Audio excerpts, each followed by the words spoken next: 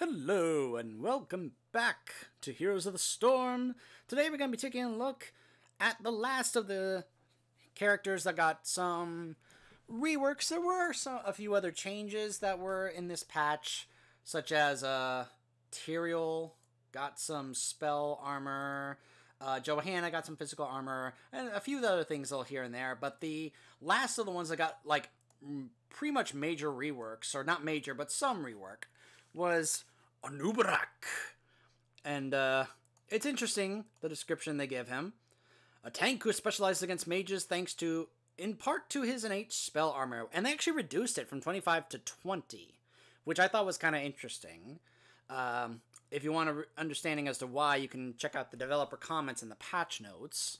Nothing that much changed in his kit other than they kind of nerfed Locust Swarm. Locust Swarm now is kind of like, look at this. It only does 60 damage, and it lasts for 8 seconds, and it restores only 17. That just seems like it's such a terrible choice. That doesn't seem strong at all. I think no one's ever going to take Locust Swarm again with this current version of Anub'arak. I think I think he's mainly only going to be choosing Cocoon from now on in this current iteration, because this seems pathetic. It really does. I don't think this is a viable choice at all anymore. But this other stuff, yeah, it's pretty much still exactly the same. I think they try to make Hardened Carapace a bit stronger. His talent tree is really what got some changes. Nerubian Armor. Every 8 seconds gain 30 spell armor against the next enemy ability and subsequent abilities for 1.5 seconds, reducing the damage taken by 30%. The Beetles gain spell armor, which I thought was kind of funny. Regeneration Master, it's still the same. Level 4, we've got Beta Barbs that got moved to level 4. They did some, moved it around from level to level, certain talents. Hardened Carapace grants movement speed is here with Shed Exoskeleton. Under King, the range and damage of Burrow Charge, and then Legion of Beetles is there. Level 7, while it's active, taking damage from abilities reduces its cooldown. Burrow Charge also grants a shield for 5 seconds. And Leeching Scarabs, Beetles gain 20% bonus attack damage, and they heal Anub'arak 50% of their damage with each attack if he is nearby, which is hilarious when they only do 20 damage. So they're only healing him for 10. I don't understand. If they do such little damage, then why would you even bother with this? That's one things I've never understood about the Beetle build, is that the Beetles hardly do any damage at all. Like, they're just obstacles on the map. That's pretty much all they're good for. Level 13, Burning Rage is still there. Urticating Spines. Casting Hardened Carapace will also deal 80 damage to nearby enemies.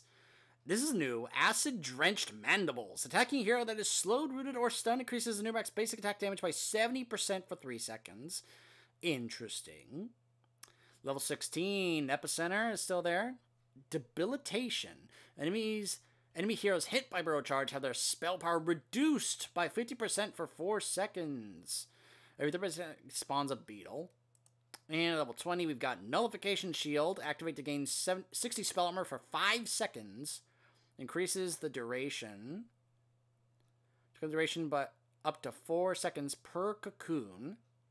Rewind. I mean,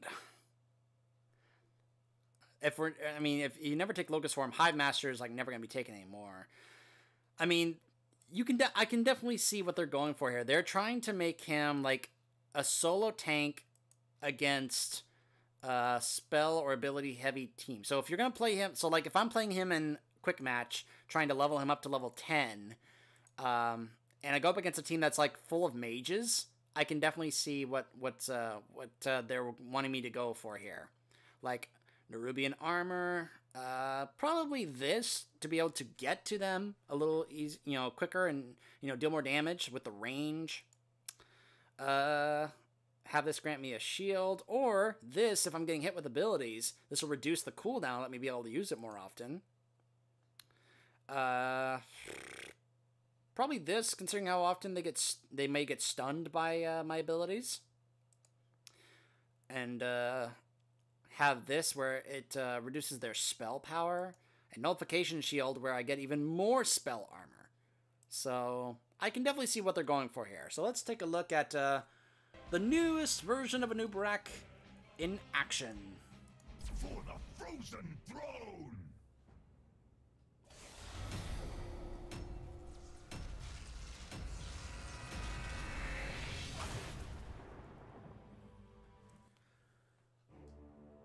It's kind of interesting that they made Arthas extremely good against physical auto attack enemies, but they made Anub'arak extremely good against spell enemies.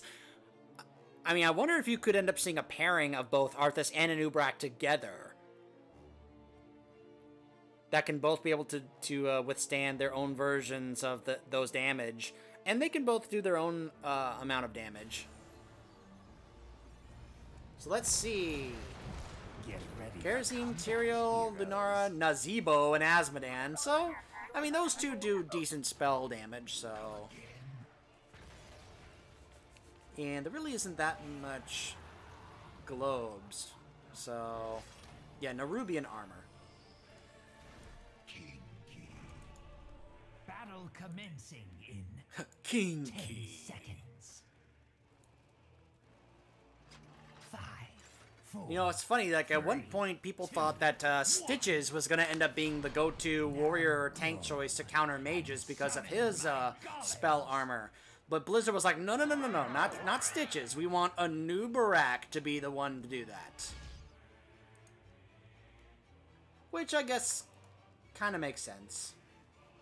And when they added the armor system and they gave him just the baseline spell armor, and then you stack this on top of it, it's like, wow.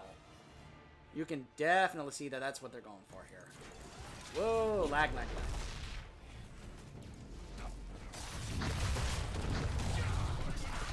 Hey, I got Probius as a teammate. And I have Probius, Samuro, Malfurion, and Sergeant Hammer.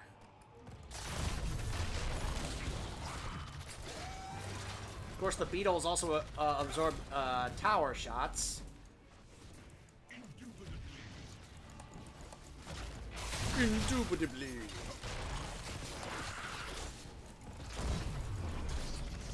More bones for the mines.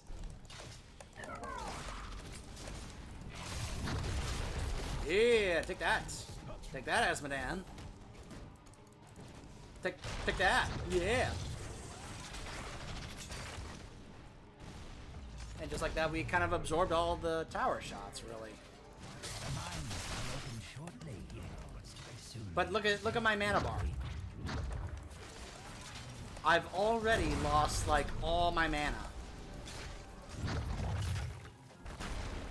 Sometimes I'll get like spam heavy with Anub'arak, wanting to spawn a bunch of beetles, things like that, and then all of a sudden my mana will be gone.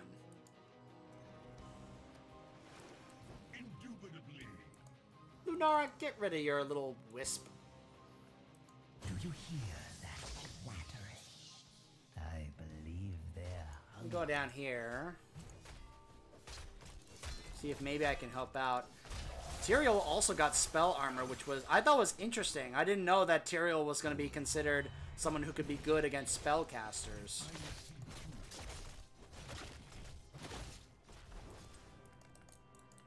So now look at the range of Burrow Charge. And that's supposed to do now, what, 100% more damage? Ah, he got away.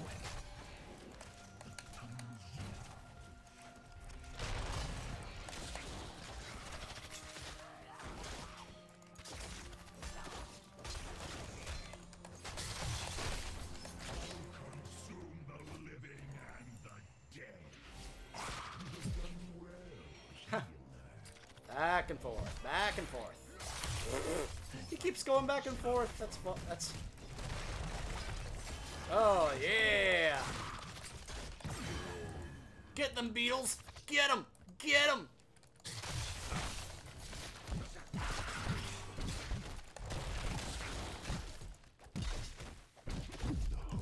Oh boy, I'm in trouble.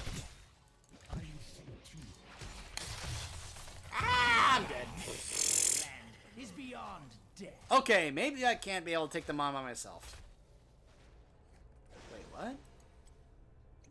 Nexus Forces. Okay, so that's what it... That's what that logo is. Alright.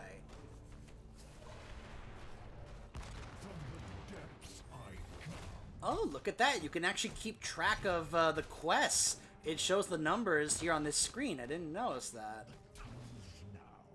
Not just for yourself, but for your enemies as well. Interesting. Oh, look at... Oh, I can look at the little pylon indicators on the map. That's cute.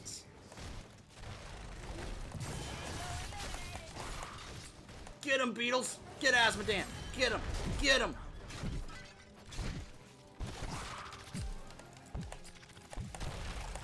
Oh, I didn't get him. Ah, I was trying to stun him from leaving. I didn't get him in time.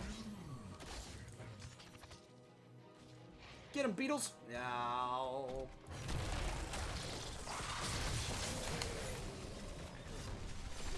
Get out of here, Tyrael. Oh, finish off the Naziva while he's rooted. Yeah. Double kill. Now, my golems returned. Triple kill. All right, let's have this grant me a shield. You have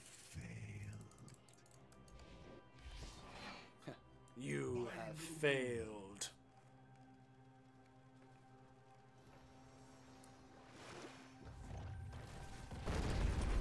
Notice he doesn't have that much health. It's probably why they tried... Sometimes Regeneration Master can be a more enticing choice. Well done.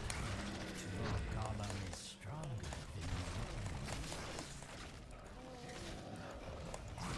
than you. I love how he just ignores the pylons.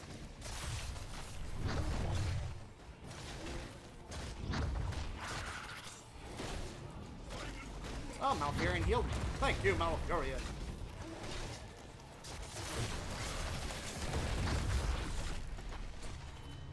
That's nice to get that shield on top of my Hardened Carapace shield. Force destroy.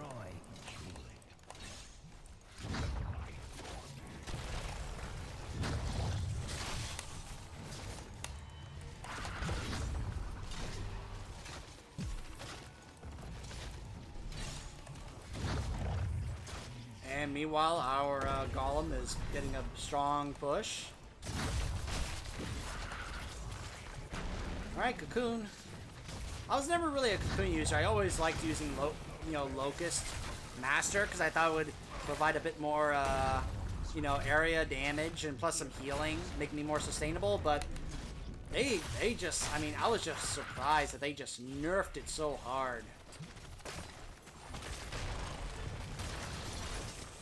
There we go. I'll Cocoon Tyrael so he can't, Oh, I missed Lunara with my spike, otherwise we would have gotten her. I can still Burrow Charger. Yeah, there we go. That's what you do. That's what they want you to do as an Anub'arak, to be able to charge in and get some of those people after you stun them. Especially some of those squishies like a Lunara. Or imagine if that was a Leeming, or a Kael'thas, or a Chromie. And look at that, I'm working that in tandem with Malfurion's roots. And I've got my Burrow Charge ready to go in case I need an escape like right now. There we go.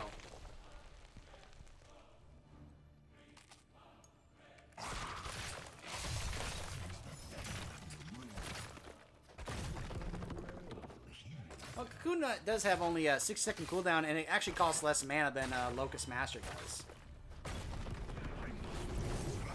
Whoa!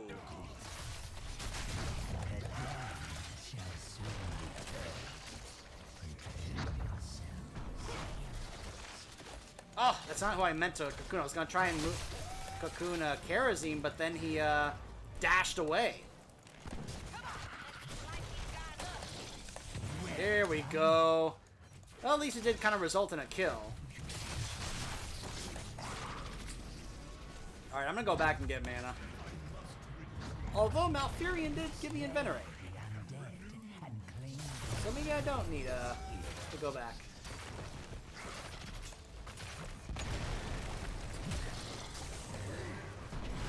Ah. Yeah, get Lenore, yeah! And I can just burrow away, whoop, and I'm safe. I must retreat. I'm gonna go with Acid Drench Mandibles, give them a bit more damage. Especially if you have a lot of stuns, roots, and slows on your team. That's gonna definitely help. Look at that, doing most hero damage right now. Don't know where I'm going. I guess it's like I'm gonna go this way. Go into the mines.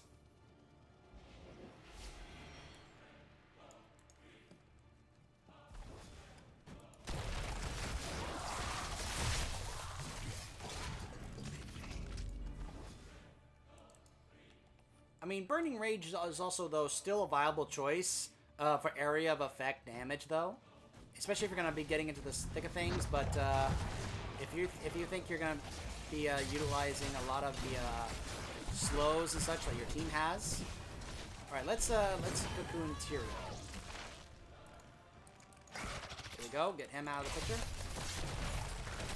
Body block on Asmodan. There we go. And now there's Tyrael, who we can try and see if we can focus on.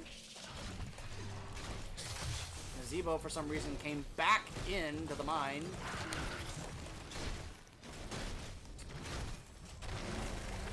Hi, Karazim. Oh, there they are.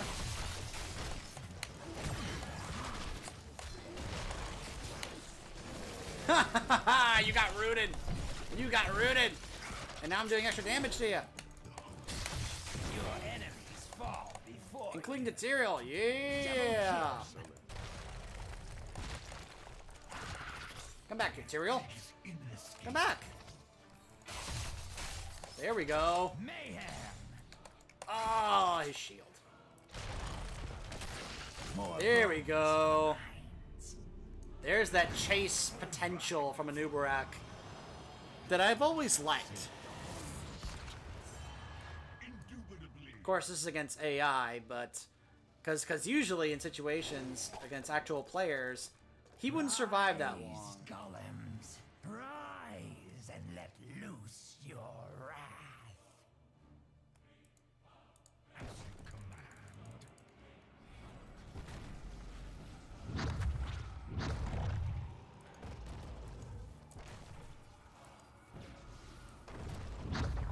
I'm pretty sure he's not a viable choice against a heavy auto attack team. Like, he wouldn't be a good choice against a melee attack comp like how Arthas is.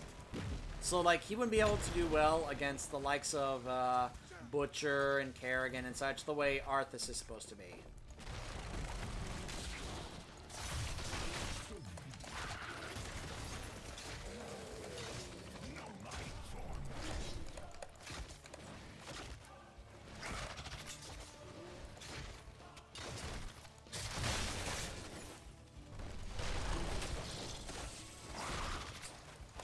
Look at that shield I've got. Your enemies keep falling.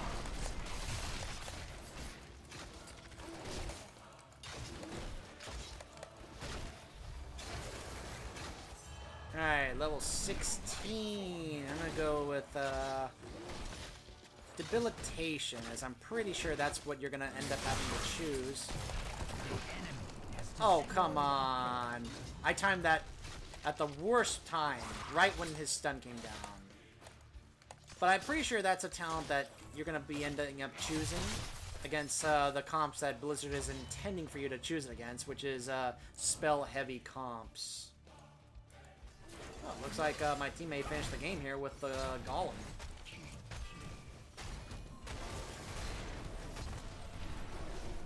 Hammer went with Hover Siege mode.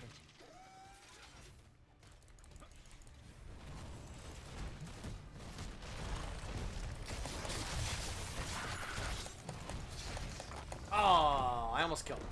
Oh well.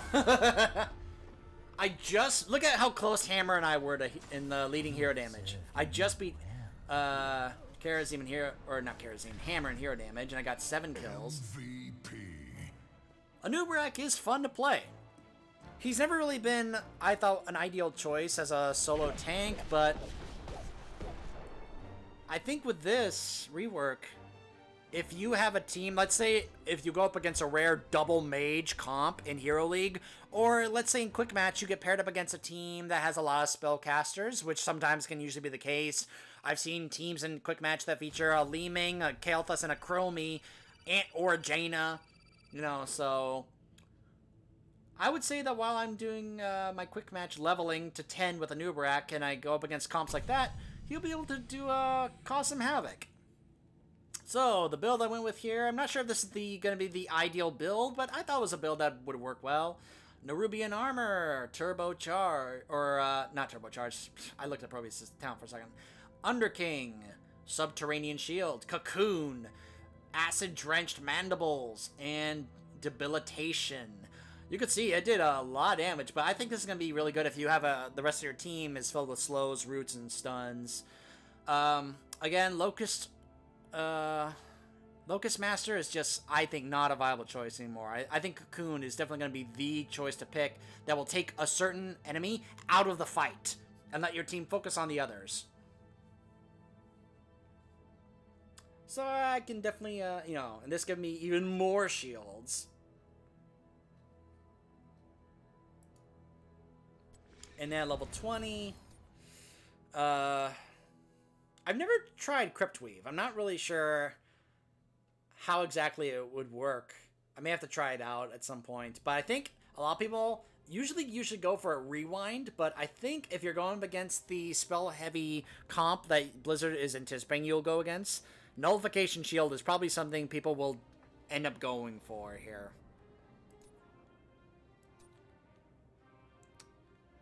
Burning Rage will probably still be a decent one, but I think this, with all the stuns he's got, is going to let him do even more damage. So definitely an interesting rework for Anub'arak. And that's pretty much it for the heroes that got reworks. So until the next patch, I'll see you guys then.